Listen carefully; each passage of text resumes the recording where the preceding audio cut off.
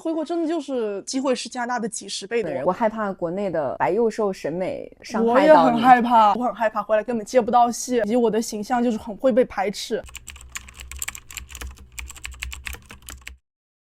你是之前在加拿大待了9年，我就成年之后一直是在加拿大。我之前在中国当演员当了6年，去年年初正好我在开始的时候，他回到了中国。其实我们有点像就是仿制的历程，你是去那边渡劫，我是回来。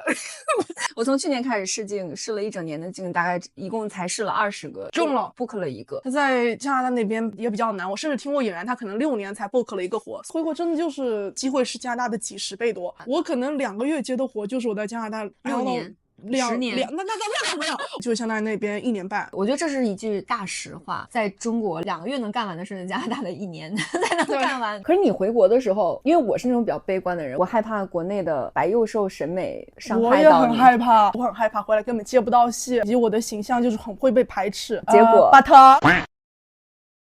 我一开始大概1个月是5、6个活，然后变成9到10个活，就是一直都在往上涨。我之前在加拿大，我觉得哇，你能出差是一件很棒的一件事情。后来我就发现在国内，甚至有的演员每天都会换一个城市，你可以快速的出作品。他这边剪辑的速度，哇，有时候1个星期一个非常好质量的一个广告、TVC 就剪辑出来了，他有的时候或者一个剧情片，边拍边剪，拍完没1个星期，他上线了，你就在地铁上看见自己了。而且它质量也不会差的，因为我在加拿大那边很多都是 low budget 嘛，剪辑出来的。我看了都觉得像是手机拍的。完全不能适应，就回来之后，我当时都觉得，哎，剧组的演员跟工作人员怎么大家都不讲话，就好生硬，好尴尬。然后我要是稍微展示一下友好的方面，大家就会觉得我很奇怪。就是比如说，车上都是演员，都外国演员，大家都会在那边巴拉巴拉讲话，各种热聊。但中国演员的话，鸦雀无声，我就得适应是这样的一种，大家都很累，都直接要去工作了，不要再讲话了。完全是一种文化和交流，就是一种习惯的不同，也怕说错话，也怕隔墙有耳。有经济在旁边，也不希望你们互相聊太多。对，我一开始不知道原来有这么多层关系。我是觉得中国人说话更直接的，或者说至少在这个行业说话是非常的直接的。就比如说我之前在拍广告的时候，经常被说不是脸大呀，不好看呀，这演员哪儿找的呀？一开始我发资料，我资料做的也不是很好，一开始的时候他们就会说你太胖了，就说你这个完全不行。但大部分经纪他要是觉得你不合适，他就不回，这个是算礼貌的。我还遇到过一个经纪看我资料不合适就把我拉黑了，觉得是什么群演浪费我的时间。后来就是我有遇到合适的通告，我再去找他，发现被拉黑之后，我就重新申请了好友加申请，拉黑然后又帮我提报，还能申请吗？那就是把我删了，然后他又同意把我加回来，又帮我继续提报，口气都变了很好。在这边不能太在意有人把你删了，或者是拉黑了，或者是他说了什么话，因为他说完他自己都不记得了。就是人情世故这一块，其实你就是不需要有太多人情世故，就是你管好自己。在加拿大那边反而就是大家会展示更多的性格，更多的社交。Actually 中国更适合我，因为我不社交。你在剧组就不要加任何人的联系方式，国外的话你就是尽量加尽可能多的联系方式。因为国外的经纪是受法律保护的，哪怕导演或者这个客户他喜欢你，他也一定要通过经纪找你，就是一个规则。然后而且这个经纪只抽15%，非常的透明，大家之间没有什么秘密。但是可能中国这边的经纪他就是尽量不想让你直接和客户直接对话，因为你们之间的价格不是透明的。有的人他收定金，然后每个人的账期还不一样。就是我们这个群演圈的这个演员经纪和国外的经纪是有一个本质上的职责上的差别。中国这边是批发厂商，加拿大那边的是房产中介。我要卖我的房子，我跟一个中介贝壳什么的，我签了独家，然后你就帮我卖出去了，你就从我上卖出去的款里面挣佣金。但是中国这边它是一个批发商，赚差价的。比如说这个片子需要5个演员，制片方就给你说5个演员一个人4000啊，4000乘以5，2万。但是我这2万怎么分配？他可能找一个800的，找个1万的，找个100的都有可能。他是在挣这个钱，所以他就不希望你们之间互相沟通，他也不希望导演或者制片方发现有一个演员竟然是100的，我给你了4000一个人的预算，你怎么给我找了一个100演员？你怎么挣这么多？但实质上对于他来说，他是一个承包商，他卖的是一个产品组合。我们刚进这行的时候觉得经济怎么还看着我们，就把我们像敌人。后来发现他们就是也非常的紧绷，害怕他被踢掉了，因为他是没有工会保护的，演员也没有保护啊。演员你要是没有拿定金，你去试妆了，人家不觉得你不合适，或者试妆之前客户临时改主意说我要找别的人了，或者就压根就这个角色没有了，那这个也毫无保护。这种情况加拿大是有保护的是吗？对这种情况，尤其是工会，你比如说我这场戏本来说要拍4天，后来改成2天，那他照样付你4天的钱。我现在一想起拍广告，就是已经从一开始的那种啊我要当广告模特了，我上地铁了，我上公交站了那种兴奋，到了我现在一看到广告上的那个人，认识的人，我就想到天哪，就是为了这一张图拍了多久啊？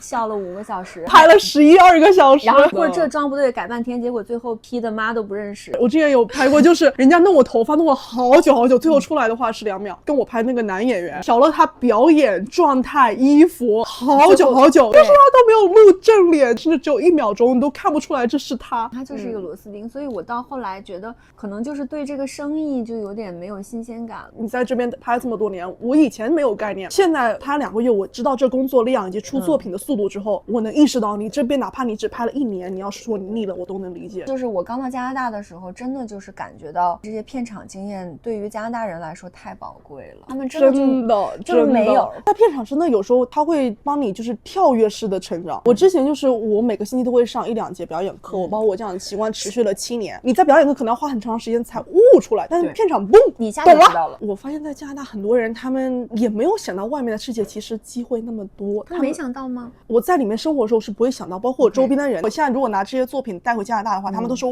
哇 congratulations， 你居然跟什么李宁啊、耐克啊、阿迪达斯合作。那边你要是一下子跟什么耐克、阿迪达斯，人家就觉得哇。可是在国内你哪怕是个新人都可以，就很多人他作品可能是3年前、4年前拍的，都会一直拿出来说，因为他没有别的作品可以说了。但在国内你可能这个作品我是上个月拍的，我都不想说了，我只想说我这个月的作品。因为你的进步非常的快，可能拿半年前的东西我就觉得说我现在不是这样了，我现在演的比那个时候要好很多了，我的样子也变了，不是说整容了，就是越来越自信了。我在这个过程中找到了更适合自己的风格，我就是变了。我觉得中国的快节奏，如果你是一个拼事业的年轻人，甚至如果外国演员，我都会建议你来中国吧。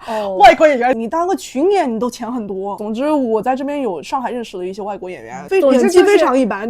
在中国当外国人的优势比在加拿大当外国人的优势要多很多。你是外国人1个小时拍的钱，就是我们中国就是正常演员1天拍的钱。我之前拍了一个剧，给我分配了一个美国演员当老公，他就跟我说，他说我在美国1个戏都拍不上，但我在这边就是1天5000往上走。拍戏拍广告更贵，而且他是的，他住的比我们所有人都好。就是他必须单间啊什么的，他们在剧组也不要守那么多规矩，而且那些老外我都跟他说了，我说你们也要有机会来中国拍戏吧。他们就说不敢啊，说什么怕在中国也接不到活，自己不会说中文。你不会说中文，人家才喜欢你好不好？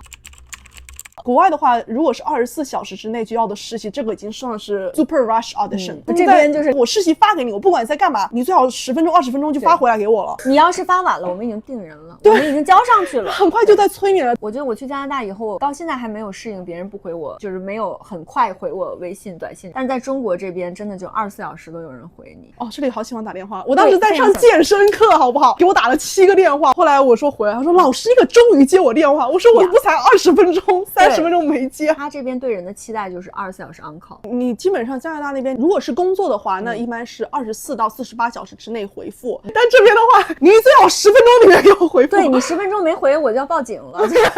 我现在就是看到核实通告，你看到就要报，因为你报迟了，人家说老师定了，满了。我说你这不几个小时之前刚发的。你可以试着发一个通告，你可能就发了1、2个群，瞬间你的微信就会爆炸，乒乓乒乓100多个消息，一个一个刷过来，你就明白为什么经济他经常不回你了。在那边的话，因为他定的频率没有那么高，很多时候我很困惑，不知道自己的市场定位在哪。但你回来之后，人家都开始帮你找定位了。他每个通告，他的定位关键词很明显，我就是要微胖的，我就是要活力的，我就是要有健身痕迹的，他就啪就写在那边，我要什么类型讲得很清楚。那边他不敢说，他说我要肥胖的，不可能的，只要白人哪敢说，不敢说。还有一点就是我在国内当时也接触到一点不同，就是他们拍戏之前，执行导演会提前帮你演一遍，然后说我要就这样效果，或者说我给你看一下这个示例，就是我的 inspirational video，我要这样的，我要这样的效果，不会这样子，从来没有。然后就这样，我拿出来有点不尊重你，就是我已经把你就是固定在往那个方向了。但国内说咱们省事，我就要这样效果，你就给我拍出这样的就 OK 了。要拿是拿。